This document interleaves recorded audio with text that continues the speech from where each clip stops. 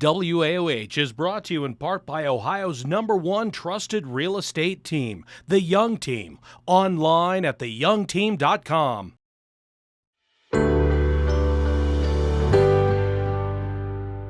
Today I get to talk with Brad Makula. He is the lead maker and designer of Leaf Prints 3D. Brad, how are you today? Great. How are you? I am good. I'm so glad that you were able to come on the show this morning. Thanks for having me. Yeah, absolutely. And so we get to show off your beautiful work here today. Yes. With my new potted plant. We just had Alicia from Flourish Plant Market on, and she brought this beautiful plant, and then Brad brought this beautiful 3D pot. And so tell us about your process and how you got into making these. Absolutely. So I started off 3D printing as a hobby. I come from the IT world, so it was a pretty natural thing for me to kind of pick up to tinker with. Yeah. I really fell in love with the processes, and it's really cool to be able to picture something in your brain and then literally pull it off of a printer. Make it. That's so amazing. So do you design these? I know barely anything about 3D printing. So do you design these on your computer and then you're able to like feed it to the 3D printer and then it prints out? Yep. Yeah. So I design everything right on the computer. It's almost like, drawing a picture with a pen and tablet. I use a mouse, but right. You kind of just, give it the dimensions and everything that you want. And then you do what's called slicing it, and it basically just cuts it into little layers. And a lot of the 3D printers out there are probably going to laugh when they hear this analogy because everybody uses it, but it's almost like a robot arm with a hot glue gun. Okay. It lays down layer after layer after layer and builds up until you've got your actual product. Which is, that's a great way to explain it, though, to people who, like myself, who don't know much about 3D printing. It's interesting. I have a daughter who's really into art, and she hot glues everything together. So that makes a ton of sense to me that that's what it would be like. And so I love this pot. It's beautiful. I love the color of it. It's probably my favorite color.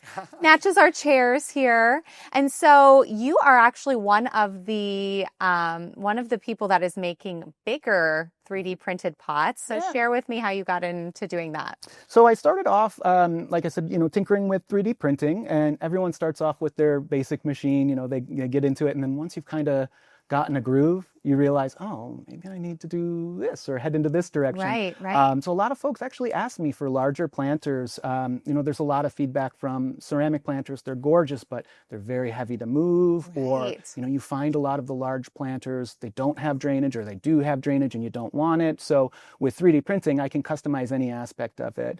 We mentioned that the planter and the nursery pot fit perfectly together. So if you have something at home and you're like, I want to keep this in this nursery pot, I can actually shrink or make my planters bigger to actually fully accommodate that nursery pot. Right, which is amazing because we knew that we were going to have this size pot. So I was able to tell you, hey, this is the size we're going to have. And then, two separate people came in and we were able to just pop it in there and it's beautiful. Yeah. So, usually I ask for the diameter and the height of the nursery pot to get it going, but they are pretty standard. So for us, we were lucky. We were just able to say like a 10-inch nursery pot should be good. Yeah, absolutely. Okay, so tell me now, is this your full-time job, and how have you been able to, make this into a job, into a career? Yeah, it's a slow grow. It's definitely progress, every step of the way.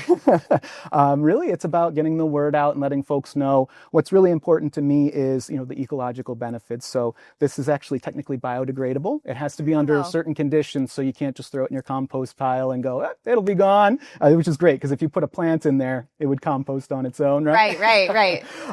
So this is actually compostable and, fully customizable. So, there's a lot of flexibility to this process that really keeps things rolling. Yeah, that's really fun. I think what I love the most about it is that it is customizable. And I think people are going to really appreciate that because sometimes you don't have what you need. It's feels very clunky. Like you said, you have those big ceramic planters. It doesn't quite fit. It's very heavy to move around. And so I love that someone could contact you and say, hey, I have a pot this big. Like you said, I want it to drain, not drain, all that kind of thing. Yeah. And you can make something for them. That's so beautiful.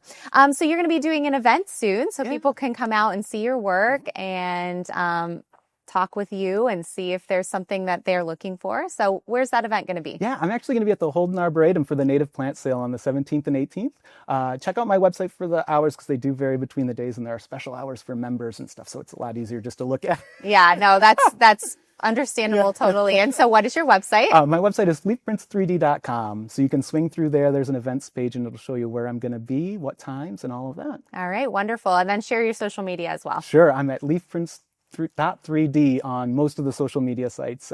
You can find me at lp3d.co, and there will be a link to all of the social media from there. Awesome. Okay. And then in terms of 3D printing, are you just doing pots? Are you doing other things to do with plants, other 3D items? Yeah, I do planters and home accessories as the main bread and butter, but I do take custom prints. So if you have like an invention or something, or you need to do rapid prototyping, you can reach out to me through the website. There's a chat right in the bottom corner, and I'm happy to discuss any projects. All right. That's wonderful. Well, thank you so much for being on the show. Thank you so much for bringing this beautiful pot to the show. And I hope people come out and see you at Holden Arboretum. Yes, correct. And we'll put all the information for that event up so that people can come visit you. Thank you so much. Thanks, Brad. Appreciate you. Thank you guys so much for watching here on Good Morning Akron. We had a great morning. Make sure you stay tuned. We've got more great stuff coming up next.